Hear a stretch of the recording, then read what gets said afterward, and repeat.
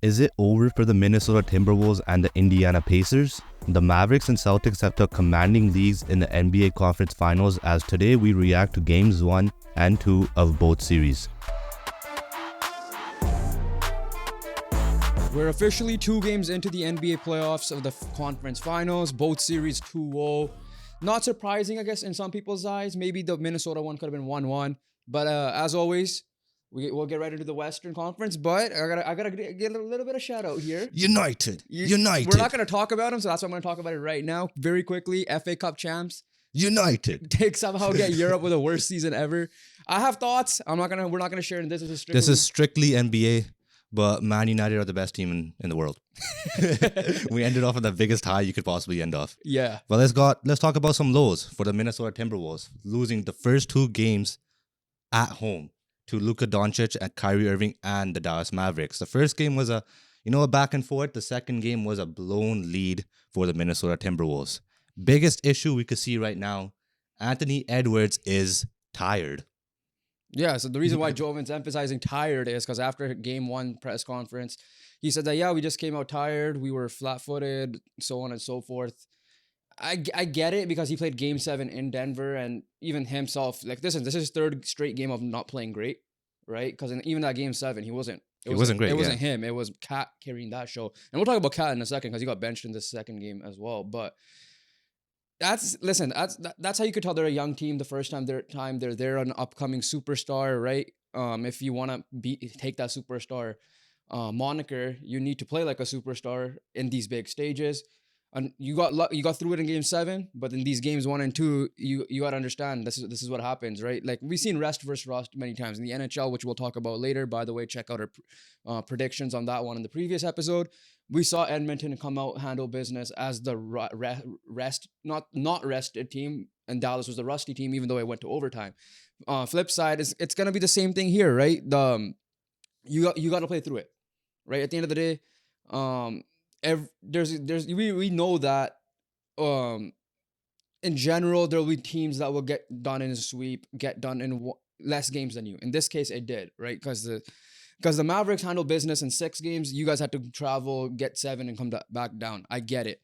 No excuse for game 2. Because then if you're tired in game 1, what does that mean for game 2? You're just gonna be tired. Everyone's tired at this point. You played now 7 plus 4 plus 2.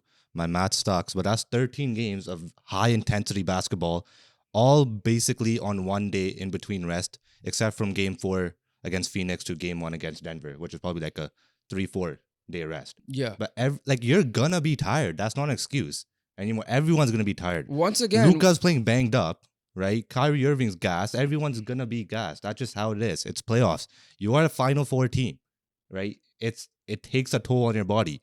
It genuinely does. Once again, no excuses. This is reason why we put him number 1 on our rankings of role player. In game 1, Jaden McDaniels was your leading scorer, right? He has the assignment of guarding one of Luka, mainly Luka, but also Kyrie Irving when need be, right? And Anthony Edwards got his wish. He wants the Kyrie matchup. You love that. We want to see that. We ask other superstars to guard other superstars, especially in the biggest moments, which is why we were on Giannis's ass every time he was not guarding the big name. All those many years, like during the Heat when it was against Butler and all that. In this case, he cooked you. Kyrie cooked you. Kyrie came out. He took the Pascal Siakam role of I've been there. This Mavericks team hasn't had a conference finals experience, but it wasn't roster over the was hump. different. Like if you think about it, it's a lot younger roster. Exactly. Like the only thing people I can remember, because I think that time they had Brunson, they still have Tim Hardaway Jr., but like it was just Luka, Tim Hardaway Jr. I think it was a Dinwiddie, all these guys, like these veteran guys. But now you replace them with Gafford, PJ Washington, these guys that never ever probably even been in the playoffs before. Exactly. Because they're on the Wizards and Hornets. Yeah, so Kyrie obviously took that mantle at the beginning. Like, hey, listen, I'll carry us for the beginning, make it easier for you guys. It's exactly what Pascal Siakam did in game 7 against the Knicks. Same, which is the right mindset, which is why then I said that was what Pascal Siakam needed to do. He did that. Kyrie, we didn't mention it, but in hindsight, that's exactly what he needed to do, make it easier. We know Luka's going to do Luka things. He did that down the stretch, especially in this game where Kyrie took a little bit of a step back, but made the clutch moments. Yeah, so at the end of the day, you took that matchup, and you're gonna get more tired if you want the Kyrie matchup. right? It's Kyrie Irving. He's arguably probably is the most talented, most skilled player in NBA history in many people's eyes, right? In our lifetime, you could say that in terms of in terms of flashy, fun player to ISO watch. play, Yeah. ISO play, right? Finishing, handles, everything is there. Everything is clutch, right? Kyrie Irving shows up in the fourth quarter when he needs to show up. Yeah. And this game, let's talk about Luka Doncic quickly. No. Let's stick with the Timberwolves. Or quickly Because Timberwolves. I'm gonna go to game 2. Oh yeah, now. we gotta talk. So, but sticking with Luka Doncic, I want to talk about this right now. Rudy Gobert was on Luka Doncic in the last shot, and what did we say? If Rudy Gobert is isolated on the perimeter with Luka Doncic and Kyrie Irving, or Kyrie Irving at this case, it's wraps for the Timberwolves. It's really wraps for the Timberwolves because there's no chance, and Luka is not fast. He said that himself, literally the post game. He's like, all I need to be is faster than Gobert. And he was faster than Gobert. He had the defensive player of the year on skates. Quick mention about that before we come back to the Timberwolves here. Derek Lively did a hell of a play to get out of that scenario, get out of the pick, essentially, so they don't switch back. So we'll talk about that in a second. But going back to this, let's talk about that. Like I said, he's a defensive player in the year. He is a really good defensive player, rim protector. I get it. Like, I get why he's won these awards. I get that. But I love my D-put versatility, and I know it's a regular season award, so the playoffs will not count. But those four trophies, I'm not saying an asterisk because that's disrespectful and it's not an asterisk. But it's like, if you watch basketball, you're like, how the hell did he get it? Especially on the last play, right? Yeah. Did you see the picture where McDaniels is laughing? Yeah. Like, damn, this guy's cooked. And then speaking of McDaniels, he was their leading scorer in game 1. It was Anthony Edwards in game 2, don't get me wrong. It was Naz Reid, not Anthony Edwards. McDaniels got 2 points, which is like, we're not expecting that from Daniels. But my issue is this. In game 1, Anthony Edwards only shot the ball 16 times. 16 times. Cat 20, McDaniels 15. That needs to, like, the same thing I said about Paolo Banchero in the first round for the Magic. Yeah. He needs to be a better, higher volume shooter, even more than Cat, right? Cat's going to settle. Cat went 6 for 20. Cat in game 2 also struggled and got benched in the fourth quarter, and Naz Reid was the reason why you guys were in the game, even though, like, they blew a 20-point lead. So it's like, when you look at the halftime thing, it's like, how are these guys winning? That's straight defense. So all the credit goes to the Minnesota defense for even taking that lead. Yeah, for sure. But then the defense also choked it away, but then the offense could not match it as well. So what you're trying to say is that, like, he's got to step into the Luka shoes now. Yeah. Where Luka's taking 20-plus shots every night, regular season playoffs, Luka's going to take 20-plus shots. Yeah. And the Mavericks need every bit of Luka taking 20-plus shots. And no matter if he's inefficient or efficient, you just got to find a way. At this point of the time, nobody cares about efficiencies, right? No one cares, You just got to get points. Yeah. Right? Doesn't matter. 40 points on 40 shots and you shoot like 10 for 40. I don't care. If that 40 point is a W, you win. And those 40 points come into effect. Yeah. You just got to get points. And that's why Luka Doncic has been so good in this playoffs. And that's what Anthony Edwards has been missing in these playoffs. He has been absolutely incredible. The Timberwolves have been absolutely incredible. Right? This is a surprise that they're even here. Right? They beat the reigning defending champions on a comeback from game 7. And they beat a heavy favorite. In the Phoenix Suns, right? They will be back. They are going to be back, but the signs are just not looking good. One, you're tired. Your body just never ever been through. You've never been there. Your bodies haven't. You mentally haven't been there before, and it only gets tougher and tougher because playing 13 games, 1 day rest of high intensity, minute 1 to minute 48, and you're a star player. You're probably playing 40 minutes at least, right? Or you need to be playing 40 minutes at least. He played 40 in game 2. Very disappointing if he doesn't play 40. But it's all that stuff. It's just inexperience. He just hasn't been there before. His body has never been through that before.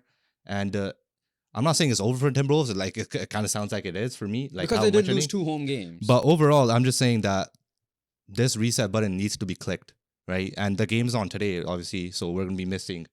We're talking before. Oh, yeah, this is coming on Sunday. We're talking game 3 is on Sunday. Yeah. Today's Boston and... Yeah. Okay, yeah. So we're talking... Well, this is coming out on Sunday, so it's technically... So we're talking before game 3. Yeah. All right, so... this reset button has to be flipped because it can't last very long. And right now, it's not looking like it could last very long. Yeah. But overall, like, there were close games. There are no blowouts. So it's not a real concern for me yet. But overall... Dallas is home, though. You got Kyrie Irving. Inexperience, yeah. Yeah. Just inexperience. But I have to say one more thing about Timberwolves, coaching, right? There's a lot of times where I've seen in a game one where Luka Doncic pick and roll with Lively or whatever to get McDaniels off, right? And instead of blitzing and to get the ball out of Luka's hands, they're doing drop coverage, right? Giving Luka more space. Yeah, and you were Right? saying that for the game winner as well for game 2. Yeah. And the issue with that is that you're giving Luka space. Luka doesn't have to take the three. He just attacks Gobert in the paint. And that helps the role, say, of Lively. They're getting a lot of points on alley-oops. Yeah. Easy buckets. Where if you're blitzing Luka, he's going to have to find a pass right away. That's going to be the guy who rolled, which is Lively. But now you're making Lively make a decision instead of getting an easy alley-oop bucket every single time. So that's probably one adjustment you got to do. You got to get the ball out of Luka's hands and Kyrie Irving's hand in that case too. But Especially in the possessions where one of them is resting. that one. But I personally think I would have risked a double team on that final play in game 2 just to get the ball out of Luka's hand and not have him isolated against Gobert. Yes, Yeah. Kyrie might be open on the perimeter. I would have. he would've Kyrie was knocked his beside shot. him, so if I'm remembering that correctly, I would have doubled from the other side. Still have the one-on-one coverage on Kyrie, and then let PJ Washington or whoever the other guy was on. I know Derek Lively was. I don't think a obviously 2 hurt you. Right? 2 made it a tie game. 2 made it a tie game. Yeah, so Yeah. I would have risked that. Like Hey, listen, Nasri almost hit the shot too. To be fair to he him, did, yeah. Right, But he had a great game. he had a great game, but why did Anthony Edwards pass up a shot as well? Anthony Edwards also messed that up because Anthony Edwards had, it wasn't McDaniels wide open on the far right, elected to not pass it to him and threw it out of bounds when Oh, the Conley play thought, before, the yeah. play before where Conley thought he passed it, so he was gonna run around. Instead, he passed it that way and it went out of bounds. So again, Anthony Edwards for me, 2 things. Before we close it out, I have to talk about another player, and you already know who that player is. But Anthony Edwards, yeah, get your shot volume a little bit higher. And clutch 17 in the plays. second game, yeah, you had the most, but it was 16. I get Mike Conley had a hot hand. He was 7 for 14, and obviously Nas Reed. But It just clutch plays for him. Carl Anthony Towns, like speaking of players, like he had a great game 7. We said that he was the key to win that game 7, right? Him and Jamal Murray matchup, and they both played tomorrow, yeah. right? 6 for 20, 4 for 17, 25 minutes only in the second game. Was not on the court for pretty much all of the fourth quarter, I believe. That can't happen, right? Anthony Edwards has never been there. This is his second playoffs only. I understand you haven't been to the conference final and you haven't been out of the first round in a while either. But at least you have had moments in the playoffs, right? Which were all in the first round. Which was first round. I Yeah. get that. You had moments in the playoffs. So I understand you don't know the magnitude of playing tired and all that. I'm not saying that. But you were drafted first overall pick for a reason. You were supposed to be the face of the franchise. You're no longer that, but you acknowledge that you are the second option on this team. That can't happen because Rudy Gobert cannot be on the court. You at least have the stretchability and you could go drive if you need to, which I know we said you settle a lot, but you're still, I get why you're on the court. You do that because you are the best three-point shooting big man, maybe of all time, but right now in the league for sure. I don't think there's anyone else really, right? No. I mean, And then yeah, he's the best. you can't have like 15 points. Especially if Edwards is struggling. Game 7, it worked because you went off. Like you played extremely well. And this is to Karl Anthony Towns. We have like triple cameras set up here, so I'm trying to figure out which camera to look into. But yeah, no, like with Cat, like you need to get going. It's just that simple. If Cat doesn't get going, Anthony Edwards will go for 40. If no one else really steps up, you expect Cat to still drop 20 at least. I'm saying 20. Yeah, he's your second option. Like 30-20. Like that 50% of the points should come out of those two. He has to match Kyrie Irving's production. We all know Luka's getting his points. Yeah. That's Edwards' job to match Luka. Your job is to match Kyrie. And Kyrie, I doubt he's gonna get many games where he's gonna hit 30 plus because at the end of the day, He still dropped 20 in this he's last doing game. his job. Yeah. Right? He's doing his job facilitating and getting points. That's the thing, right? Even in the first game, he came out hot. Second quarter or second half, he let Luka finish the game. That's just how it's been for the Mavericks, and that's why they've been so successful because their 1 and 2 options have been their 1 and 2 options, right? It's just simple as that. They both have shown up. Yes, they might be inefficient as hell, but they're getting points, and that's all that matters. Your job is to score more than the other team. As simple as that. Yeah. Okay, let's go to Dallas. So essentially, the Timberwolves did a reverse Nuggets. Like they're the Nuggets in this series because they blew 2 home games. So there's still a chance. I'm not saying that because, like you said, they blew a 20-point lead, and then the first game was a 3-point game itself, where they had the lead after the first quarter. Dallas, What have you noticed from them? What do you like outside of Luka and Kyrie? What we talked about them a little bit earlier. Who were you impressed with? Is it Derek Lively as what he's doing as a rookie?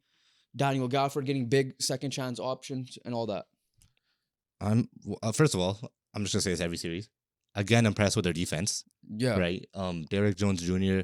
is doing a job on Anthony Edwards, and obviously Jason Kidd and his defensive game plan, their team defense, and their hustle on the defensive side of the ball has what made this Mavericks team absolutely exceptional in this playoffs. That's number one. Number two, yeah, the center rotation has been really nice for them. Right. We would thought that the Minnesota Timberwolves have the two best big men in the series. That's not the case so far. The best two big men in the series have been Lively and Gafford, putting one or two, whoever you want. And the Timberwolves have three options. And the Timberwolves have three options. Obviously, I'll give Naz Reid credit. Yeah. And he does not look like a center to me. I know. He really doesn't. But if I'm looking at the four actual centers that start, no, wait, they don't start together either. Like the four actual centers, not including Naz Reid, he's a power forward. I'll just say that.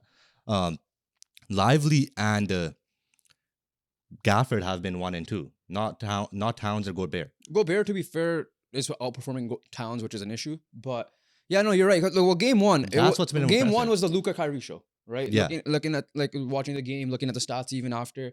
Game two, Kyrie dropped his points by 10, but Gafford had 16. Lively had 14, right? And that speaks a lot because they get second chance points. They're getting the alley points too. So your point about the defense, that second game Adjustments, yeah. So yeah, that's what that's I agree with you. That's where that center rotation impressed me the most. Obviously, I know you're a high proponent of their defense since the game. It's impressive, right? Which impressed me, it's Kyrie, really, especially Kyrie Irving in general. It's really but impressive. Derek Lively is a rookie and what he's doing, and we'll talk about the awards later on, like the All NBA defensive and rookie teams as well. But yeah, that's like the key. So the keys now going into Dallas.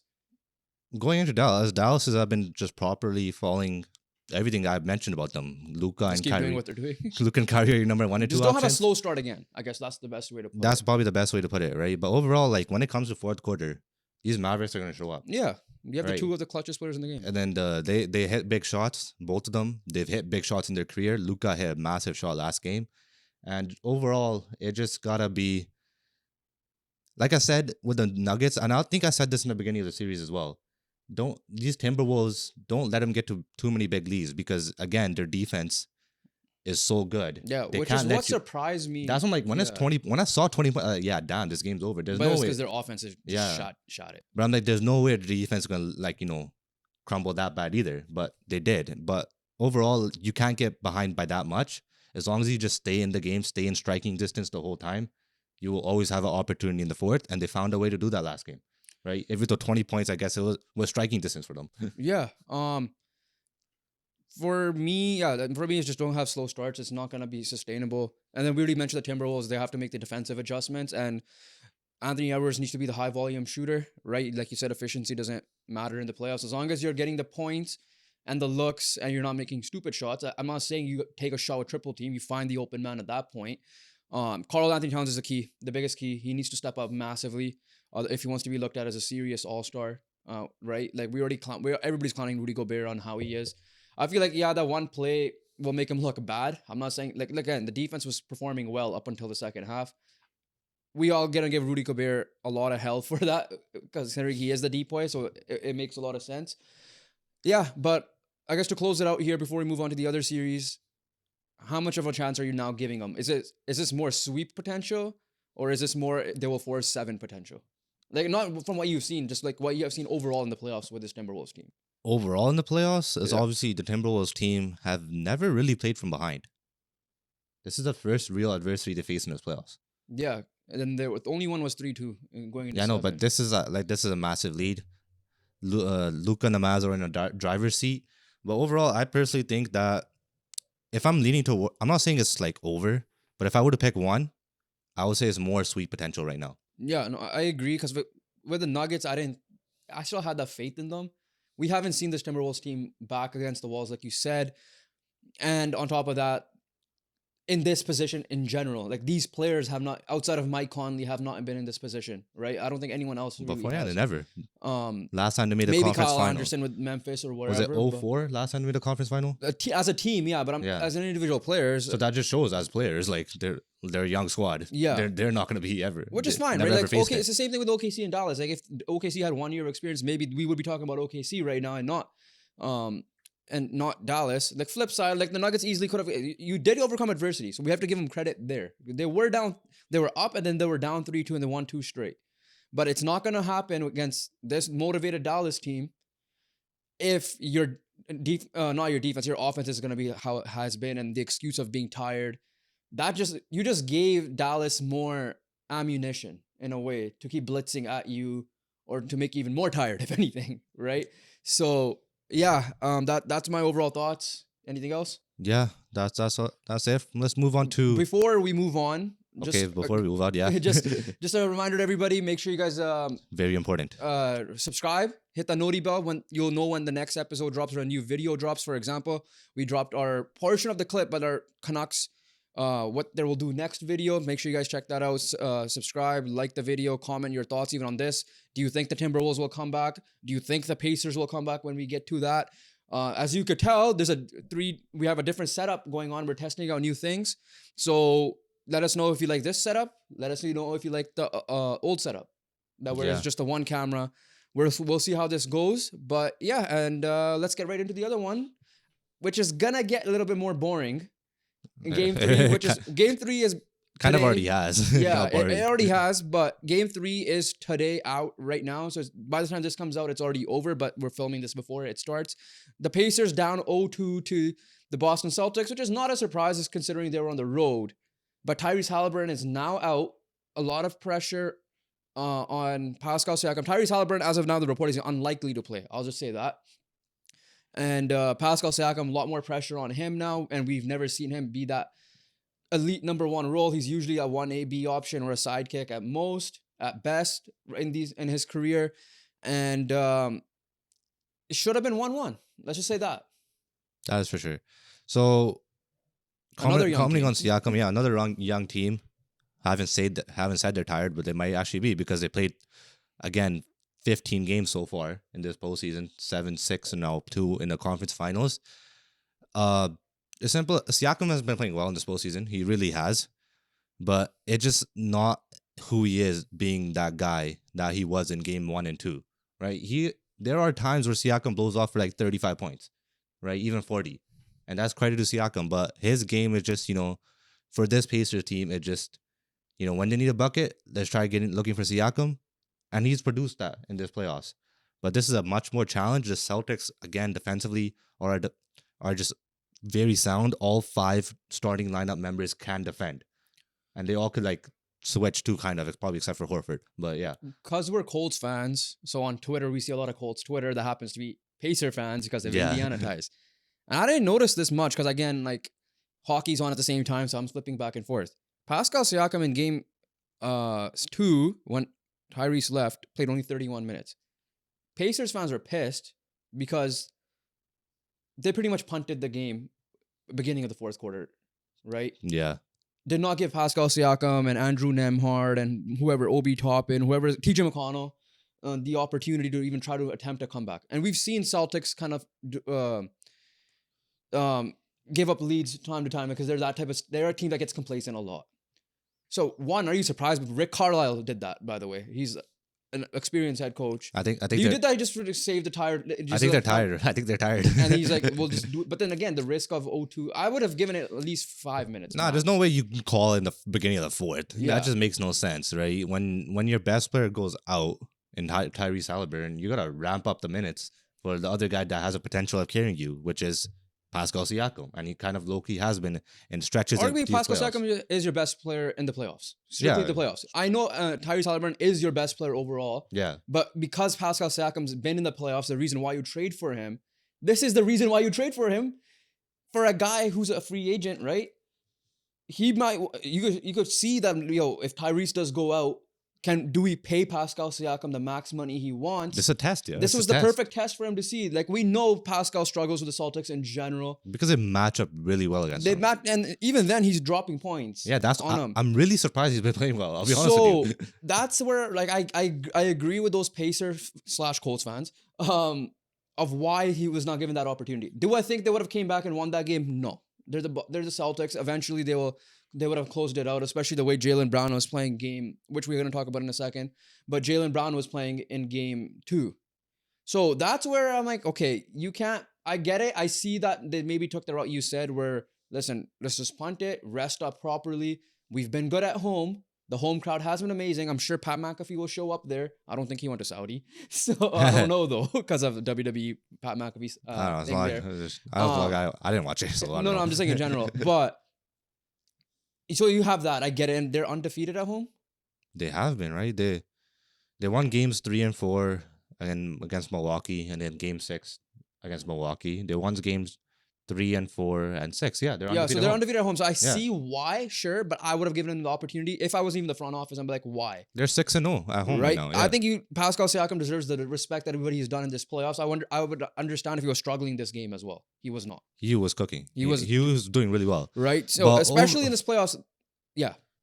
Is this the best Pascal Siakam you've seen? In this playoffs? Like, it's just in general. Like, I think, like, especially playoff performances, but like maybe that before the bubble year, 19 when they won. not the year they won, the year after that, like before the bubble became a thing. The year after Kawhi, like that year when Kawhi left, Yeah. you guys were like second place for most of the year. Everybody thought you guys were. So you're talking about that stretch. That stretch, not the not So the including regular bubble. season. The regular season Yeah, portion of it, not okay. the bubble portion. Yeah. Or even that year you guys made the playoffs with rookie Scotty Barnes was also pretty elite. But we're seeing a really good Siakam right now. It sucks because he's just not the guy. Like, Luka is the guy, right? Like, right now, it's gonna look very tough for the Pacers, especially when you get a little bit of a reminder. It's not as bad, but kind of a J.R. Smith moment in what happened to you in game 1, where you kind of had the game in the bag, but the Celtics forced a turnover. Brown hit that game-tying 3, extending it to overtime. And overall, it just a missed opportunity in game 1 is really going to bite their ass, and it's going to be very, very tough to come back in the series now, even if you're going back home. So how much of a chance are you giving them win these 2 games without Tyrese Haliburton now? Way worse chances than the Timberwolves, that is for sure. What could they do? Is it just like Pascal Siakam be the guy and then make plays and hopefully the role So players here's the thing, okay, hit the shots because they're at home? What does Haliburton provide, right? Playmaking, and he needs to be a scorer. Pushing the pace, right? Yeah. TJ McConnell can be the playmaker and push the pace, but who's gonna fill in the scoring part? That's where you gotta hope for a guy like Andrew Nembhard to go exactly off. Right. And honestly, they have shown potential. Like, Miles Turner needs to step up big time now. That's for sure. Like, that's the thing. If you think McConnell fulfilling that, which I think he has done brilliantly when Haliburton's been on the bench, Yeah. who's gonna add that extra scoring? Because I don't think Siakam is gonna be averaging 35, 40 points, right, in these next 4 games in order for the Pacers to win. But Like, if he does, they have a clear chance. every player needs to be in like double digits essentially. Not named Pascal Siakam and not named Miles Turner. So Pascal has to be at least like 25 plus. 25 plus. Turner has to be 20 plus. And everyone else who plays at like, least 10. At least 8 10. 8 to 10, right? yeah. So like, we've seen that. Like, listen, they had a historic. They have the best step in playoffs. They do. They have the historic field goal percentage in game 7. Essentially, that's what needs to happen in these next 2 games. Yeah, like I said, I'm going back to that game 1. Young team, but as a coach, I would have called a timeout if you couldn't find a play. You had a timeout remaining, right? Like, the ball went off Pascal Siakam's hands, right? Could Pascal Siakam have caught the ball better? Sure. Should he have put his hands up when he was attempting the 3-pointer at the corner? I get why he didn't want to foul him. Yeah. But maybe if you fouled him, he would have to hit 3 free throws. But then again, like, I get it, low percentage shot. But I guess in hindsight, fouling him would have made sense. Assuming it wasn't a good enough shot. You know what I mean? I get it. And then I didn't like the last possession either before we went overtime, just the way it was. Oh yeah, it was locked up by the Celtics. And it doesn't help that now, like, in Boston, Drew Holiday stepped up. He did, right? Like, it's not even like Drew Holiday. Like, Drew Holiday, the first 2 series was pretty much MIA, offensively. Yeah, Make that sense, offensively. yeah. And that's where, that's the only way they could win game 3 and 4. Plus the home crowd advantage will help in some way. But, listen, we saw a complacent Celtics team without Donovan Mitchell. At least you still have Pascal Siakam and Miles Turner, who's able to get you points, right? Outside, when Donovan Mitchell was gone, I didn't have faith in that team to get buckets, really. Yeah, Even though Darius Garland did step up. That is true. But yeah, no, Pacers are looking in a very dire situation. But let's see how true their home record is. We're facing the best team in the East. Speaking of the best team in the East, I'm just going to open up with this question. If the Celtics win the chip, is Jaylen Brown the MVP of the playoffs so far? Well, for the Celtics. I'm just saying it. Yeah, well, yes. The only caveat I'm saying is because it's a finals MVP, so it's not a playoff MVP. So I'll just say it's that. not like Conn Smythe. Yeah. So let's just but say if you're saying who's my so playoff Celtics MVP, playoff MVP so far. Celtics playoff MVP so far is it might have to be Jaylen Brown, especially now because yes, Jason Tatum has his moments. Jason Tatum in game 1 was brilliant early, but he struggled late down the stretch, right? And that's where he was getting questioned a lot. Yeah, Tatum had a really good second quarter. And then the second game, it was more of the Jaylen Brown than Jason Tatum, right? Like I'm looking at it. Jason Tatum shot 9 for 23 points, but it was Jaylen Brown who had the 40. So the very minimal Celtics games I watch in these playoffs, I have seen Jaylen Brown hitting the clutch shots more so than Jason Tatum. And I'm not saying Jason Tatum's been playing really bad. He's been fine. But we've seen Tatum be at another level. I hate saying this word. Are we over, like as collectively, because I have too, overrating Jason Tatum a lot in terms of the discussion of an elite number 1 guy compared to like a Luka, even Edwards, if you want to throw him in there. Like how do you put him there? Because I think he's a superstar, but my definition of a superstar is also tighter than your definition of a superstar. Well, yeah. So that's, I'm really surprised that you have him as a superstar. It's because I've seen it as from a young age. He's been doing it. Right? That's the only reason. But did he do it? That's the thing. But like, yeah, I get your point. He's there. like one of the few guys where Luka, you understand, because Luka finally has help. Tatum has a roster built around since him, day one. I get since that. day one. Yeah. So that's where I'm when you said that, I look back and I'm like, okay, I can't put him in the Luka category. He's just not. Is he? Do I put him in the Shea category? Shea is like half a tier below Luka, if anything. Now, yeah, especially with his last 2 years. Shea's shown up. Right, because at the end of the day, Jason Tatum got all NBA first team. Keep that in mind. He was good. If Embiid was healthy enough to play all year, I think he would have been the guy off that list. Keep in mind it's positionless now. Oh yeah, for right? sure he'll have been off the list. So, listen, he's still doing his Luka thing where like I'm looking at his just games. He's getting points. He is getting his points. Like nothing below 18. But from what I see here. But like the Jason Tatum we know gets more points. But yeah, like is the leading scorer of this team essentially. But overall, it's like commenting on Jaylen Brown's like, you know how we in the last NBA pod, I'm gonna have to change my list. I might take Jason Tatum out and put Jaylen Brown in of that list, or maybe even take Kyrie Irving out and put. There were moments in the like where you can see I've still put Tatum on just because Tatum's still on the list. Overall, the playoffs, but you see the stats. I might agree with your list in terms of taking Kyrie out and putting Jaylen Brown. Yeah, in.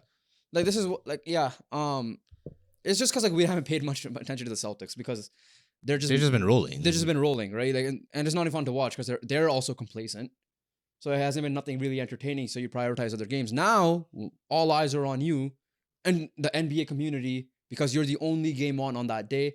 For us, we'll balance it with the NHL side of things. But I'm just saying, like overall collective, like it's not that many games to pay attention to. So, but going back to what they need to do is just don't be complacent. Jason Tatum play. Jaylen Brown, Jason Tatum step up a little bit even, they'll be fine. Like this is definitely more of a sweep than because they 100%. Even though on paper it shouldn't be because this one Indy's at home, but we've seen. I think they'll split this. And what did I say? Well, I said Celtics in 6. I'm gonna change that to 5 now because Tyrese Halliburton's out because I feel like Indy will get one home game and the Celtics always give up a game. Give up a game. Yeah. But overall, like. Celtics are by far the favorite of these playoffs and of the 4 remaining teams, and this is their best opportunity to win one. So a lot of question marks will come towards Boston Celtics organization if they do not win the championship this year. Exactly, right? Like, okay, so I was on Nick Shuck's Twitch chat and we were talking NBA, right? Shout out Nick Shuck. He was playing Madden And I was talking, I'm like, so I asked him just straight up, I'm like, is Boston your favorite to win it? And he said no, right? He's like, I think they're very fraudulent. It's just like, and like we said, they had a very easy run. Not their fault. They handled business in the regular season. You play only who you could play. And I 100% agree with that. I'm not saying it's a fluke for Boston, but it will be massively disappointed with how the chips fell in your favor and you don't take advantage of it, right? Like your team, for example, with the Raptors in 2019, the Warriors in 2015, so on and so forth, right? What's the series if Boston plays Minnesota, and what's the series if Boston plays Dallas? I And how much of a chance do you give those Western teams? give Dallas more of a chance. So you say that like a 7-gamer? Do you see even Dallas beating them? Do you see Minnesota even beating them? I don't see Minnesota beating them, Okay. even though I think I put Minnesota in the final. They might have a defensively. Even though I put Minnesota in the final. Well, you're basing it also what you've seen so far in these 2 games. And but basing off these 2 games, as long as Luka's Luka and Kyrie's Kyrie, it's very, very difficult to, like, we've seen the Thunder struggle to stop him defensively, right? With like how many dogs they have, right? Assume Porzingis is coming back. Still, it's not. Okay. If you have Porzingis isolated in the perimeter against Luka, the No, matchups I mean for like Luka. I'm talking about the Boston side of things too. Because he's supposed to be the 3rd guy, right? Not Drew Holiday or Derek. Yeah, he will help, but Yande, there's no excuses for Celtics. I don't care if Porzingis is there or not. Yeah. You got the chips fall in your favor. It just, you gotta do what you gotta do with what you have. So answer that question of I am. Like, are they the favorite still for you? I think they're the favorites. I just said that before Okay. we opened up this part. Like I just said, it will be heavily disappointing if they don't win. But like 6-gamer, 7-gamer if it's Mavericks. Yeah, 6 or 7 for sure. But it's not like clear Boston, no Dallas, right? No. I think if I would rank the 4 teams, I would go Celtics, Dallas, then the other 2. But like Timberwolves, Pacers. But you would be surprised if, like, for example, the ESPN list of the Oilers Canucks, if that was the NBA version, 23. Yeah, I'll be surprised if like 23 out of 24 people say Celtics. Okay. But I would personally say Celtics if that was a finals match. Yeah. At the moment. But yeah, no. So that's pretty much it from the coverage side of things. Again, we think the Celtics should especially run away with it. Interesting to see though what Pascal Siakam is gonna be like. It's a good test for him for wherever we go. A quick rumor as well that OG Anunoby isn't like, he could join anywhere too. He's like it's not penciled in for the Knicks. He's coming back to Raptors. Rumors are beginning, right? Like we saw. Right, he's coming back to Raptors. With a sign and trade and snake. But we're seeing a lot of rumors already. The coaching hirings and stuff. JB Bickerstaff just got fired as well. So there's an opening in Cleveland, which I think is a fair assessment. JB Bickerstaff is a coach that you could help in a rebuild, but not put over the top, unfortunately. So he's not going to be a coach that you could win a championship with. So that's where I'm interested to see what Mark Daigneault's going to be like in the future. Willie Green in New Orleans in general. Mosley. Jamal Mosley especially, right? So, and then we're hearing that JJ Redick is the leading candidate of the LA Lakers right now, which I'm disappointed in because I don't think it's going to be, I think for me, it's going to be a Steve Nash thing all over again, and it's going to be drama everywhere because even if LeBron James is not involved in it, his name's going to be thrown in it like he's involved in it. It's the same thing happened when Noblak got hired. Bro, they have a podcast together. Yeah, so it doesn't, like, LeBron could be telling the truth for all we know. People are not going to believe it, unfortunately. I'm not going to believe David was pissed when, like, in a way, he was pissed that, like, why am I being thrown in? Like, I did not say to the Oilers to go get Noblak. They might have done it to oppress me, sure, but, or their, I think something. I forgot who their president of hockey ops or whoever that role is. It was his former agent, right? Jeff Jackson or something like that. But, so same thing here. So as a Laker fan, I will be disappointed if it's him. I would prefer one of the Denver guys or maybe even Minnesota's assistant coach who's running the show right now. That's just me. I'm thinking if any hirings happened in the NBA. NHL, there was a bunch.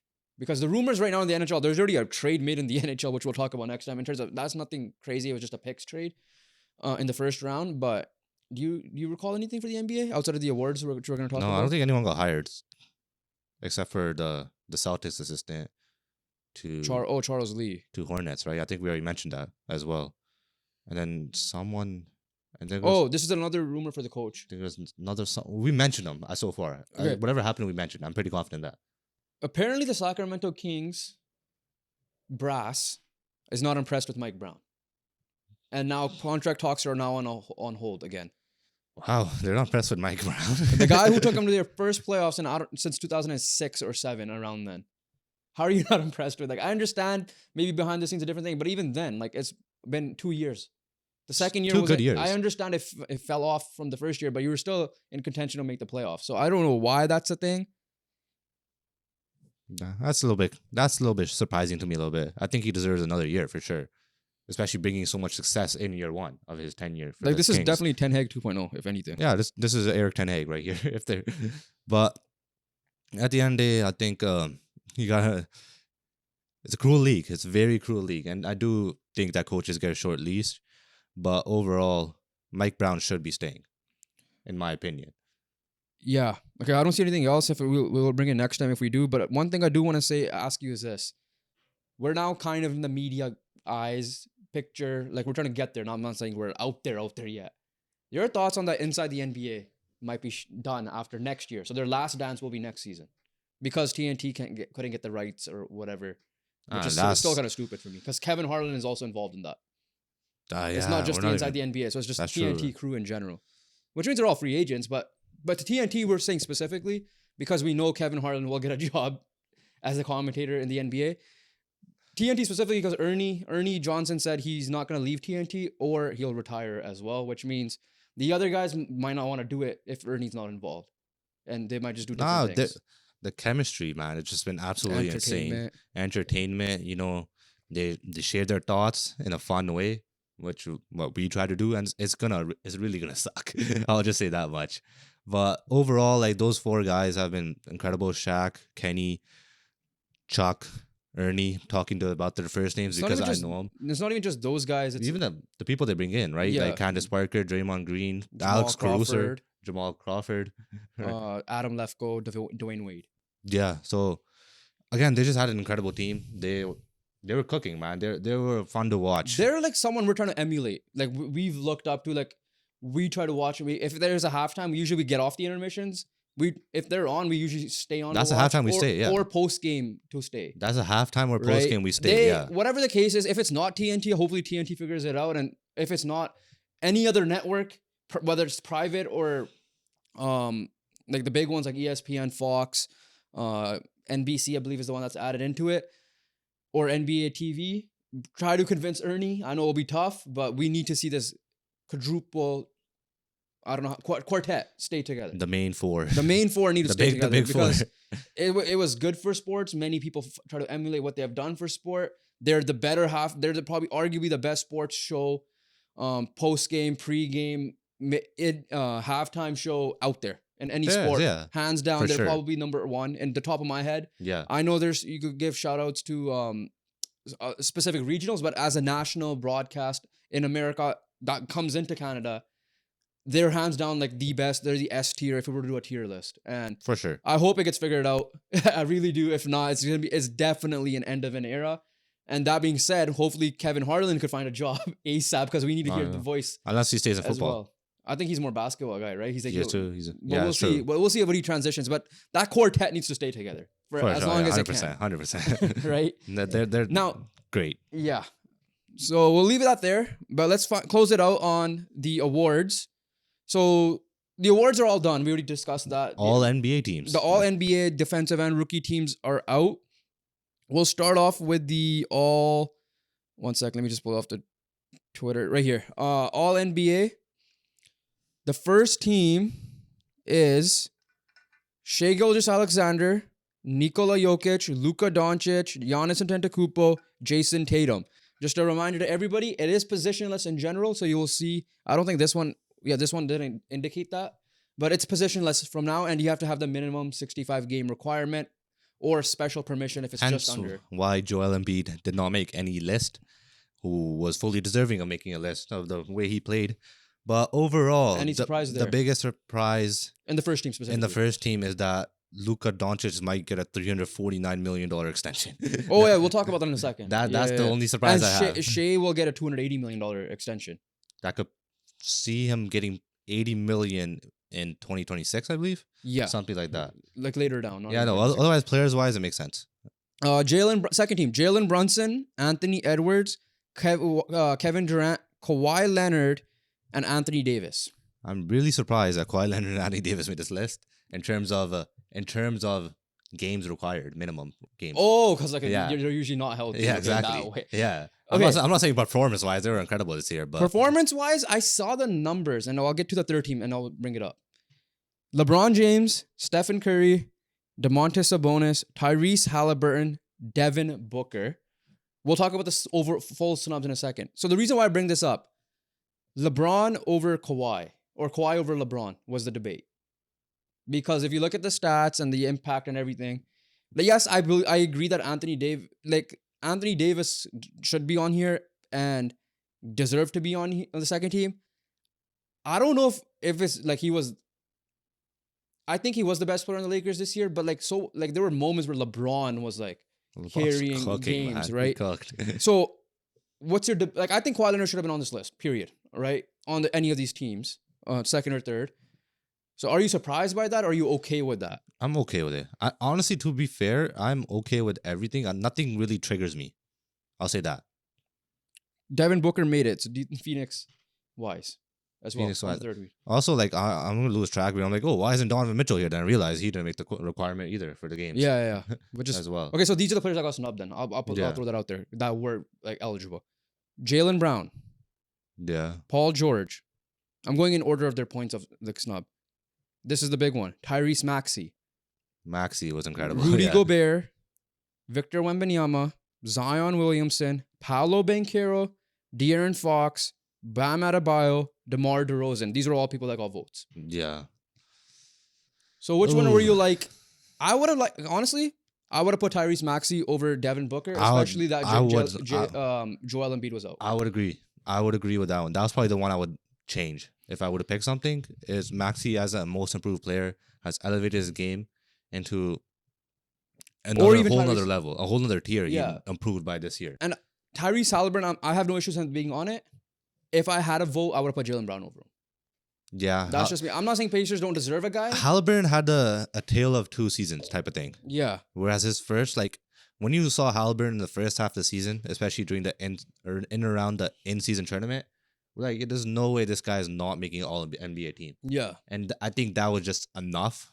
That run itself was just enough to put him there, which is fair. But overall, Jaylen Brown, I think, deserved to be on the list. I think the Celtics deserve two with how great of a season they had. Yeah, there's no way that is only one player for the Celtics. Right. So, yeah, I think if I were to adjust this, I might flip LeBron and Kawhi, and everybody knows I'm a huge Kawhi fan, even over LeBron. And I'm not saying this because I'm a Laker over Celtic. This is just genuine reaction. I take out Devin Booker and I take out Tyrese Halliburton. I put in Jaylen Brown and I put in Tyrese Maxey. I would agree. I don't hate that. I don't hate that at all. One thing I do love is DeMontis Sabonis got some love. I thought he could have been the guy that would have been out. I really wanted Banchero to make it, but then I can't really take anyone else. Outside of that, I can't take out Sabonis. I can't take out anybody else that's on this list. Then. Yeah. So Banchero would be like the official snub for me if I had a ballot essentially. Yeah. And Halliburton as well, technically. So going back to you alluded to it, those contracts. How crazy are the NBA contracts right now? I'm just saying, bro. I think these teams might be getting broke. How much is the cap gonna go up for them to even fit this? It's gonna be massive, man. If I'm OKC, I need to get on it now, essentially. Bro, Jaylen Brown's making what, $60 million a year, right? Yeah, I think so. With his extension, Tatum still needs to be extended, or did he get extended? I think Tatum needs to be extended. So we already know he's gonna make a lot. And now you're gonna have Shea coming in with a $80 million a year in 2026, and you're not. But Luka Doncic, if it's anyone, it should be Luka Doncic. Yeah, right. Fair, it's fair. If anyone deserves it, it's Luka Doncic. But I'm just saying this much. Like people get so amazed by MLB contracts, but they don't realize that these $346 million contracts for the MLB players are over 10 years, at least, all right, 7 to 10 years. Yeah, like this is over 5. Shohei Ohtani is just like the only exception because he's getting 700 over. So when you're looking at the average annual average, right? Like the highest paid guy apart from Shohei is around in the 40 million. Mike Trout was at 450 over like 12 years. I want to say it's like in the 40 millions. Yeah, 30 to 40. We haven't seen anyone get over 50, really. I just see that, and they have no cap, which is the crazy thing. Yeah. Right? So you can still see that happening. And we see a bunch of these great guys like Mookie Betts, Freddie Freeman, all these guys be in the 35 mil range as well. Yeah. These guys are going all the way up to 80, and that's crazy to me. So that yeah, if anyone deserves it, it's Luka Doncic. Don't get me wrong, but these numbers are insane. Because they're gonna get even bigger and bigger. What's Wemby gonna make now? Is he gonna be the first $500 million player essentially? That's my guess. So yeah, realistically, Wemby had a big case of making an All NBA team this year. Yeah, so if he makes it, But and his he already rookie extension is Does he gonna be have massive. he has a defensive team and a rookie team. That's already gonna help so much. And Well, I don't think a rookie team is that. fine, the defensive team is gonna help a lot. So let's talk about it. Defensive team. First team: Rudy Gobert, Victor Wembanyama, Bam Adebayo, Herb Jones, Anthony Davis. The issue I have with this is Anthony Davis, and it's in that order. It's in that order, yeah. Like I said, I think Anthony Davis could have won it. But overall, yeah, I think those were the main five. Second team: Alex Caruso, Jalen Suggs. Love that he got it. Derek White, Jaden McDaniels, Drew Holiday. Straight guards. Incredible. I hate that they call it a team though. Like they can't call it a team. all defense players. All Yeah, like second team. It's just I like the team aspect because you have to like pick and choose for that position. But you also want to pick the best, right? True. You don't want to be They're trying to restricted. say positionless basketball, but if you're telling me the second team of all guards is gonna go out as one lineup, they're getting cooked either way. That is true. I'm not gonna list the whole thing because there's a lot of people that got votes, but like Lou Dort is the first one that comes in mind. Kawhi Leonard was second off this, like in points. Chet Holmgren, Jared Allen, SGA, Giannis. I'm gonna just leave it there. Some people that did get votes. Brandon Podziemski somehow I guess he got a vote, but Yeah. Aaron Nesmith, definitely I think a Guard, shout. yeah. But Overall, a lot of great defenders in this so league. would you like? I guess there's no real snub, but I would have loved to see Lou Dort in here somehow. Sure, see all defense third team, Because we don't have a single OKC player in here. and they were incredible I defensively. would have put Lou Dort in for who though? like Drew Holiday, one of the Boston guys. I don't know, man. It's tough. It's very tough. It's tough. I'm not. This is not like a highway Like robbery. Drew Holiday and Derek White is the best defensive backcourt duo Yeah. we've seen. We know what Caruso is like, and I love that Suggs got in. Yeah, Suggs would have been. Suggs is Like, I'm not taking incredible. Suggs out either, Yeah. but yeah, I know. Like I that love was- Lou Dort, but I just don't know who to take out. Yeah. That's the only reason. And finishing it off, the rookie teams: Chet Holmgren, Victor Wembanyama, Brandon Miller, Jaime Jaquez, Brandon Podziemski. Second team: Derek Lively, Amen Thompson, Keontae George, Kaysen Wallace. Love that he got it, and Gigi Jackson with the late stretch with Memphis that he put on. Players that did not get in. I would have loved to see this guy get in.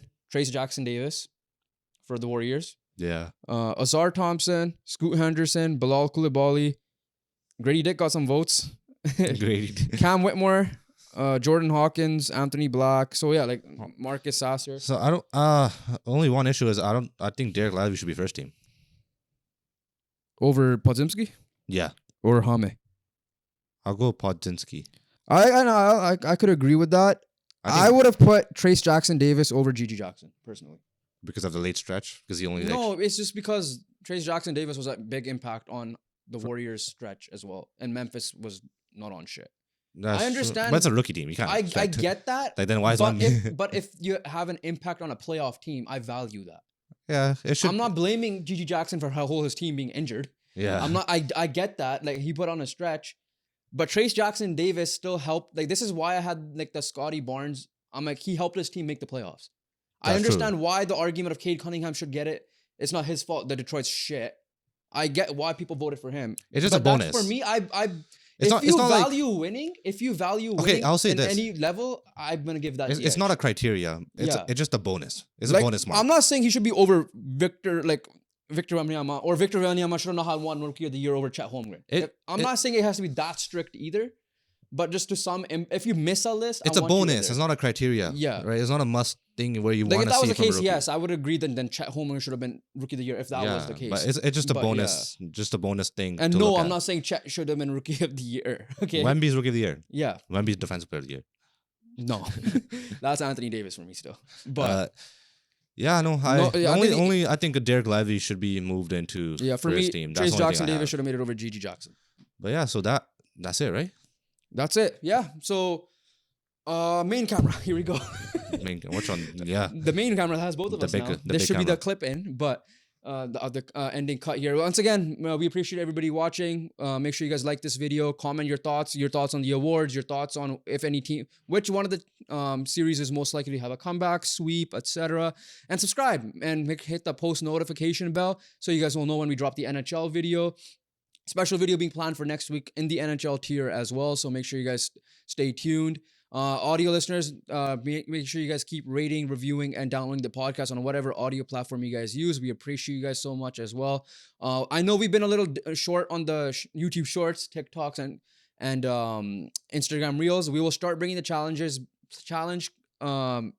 like the drafts and all that back once the postseason ends, I guess. Yeah. And we'll start sprinkling in clips from these podcasts there as well. So make sure you guys follow the socials, link down below, and subscribe for the YouTube Shorts as well. And other than that, we'll catch you guys in the next one. Peace.